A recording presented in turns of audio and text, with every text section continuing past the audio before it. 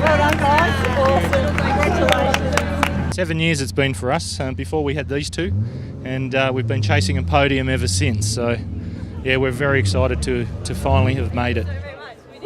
Hold those trophies high, guys and girls. That is I'm lost for words. This is just, we've been striving for this moment for so long.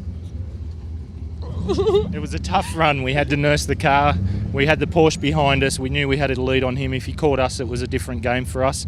We were glad to not see him in our rear vision mirror when we got to the top. It was an amazing class, an amazing group of people, and we've loved every minute of it. First Porsche GT brought to us by Mansfield Shire.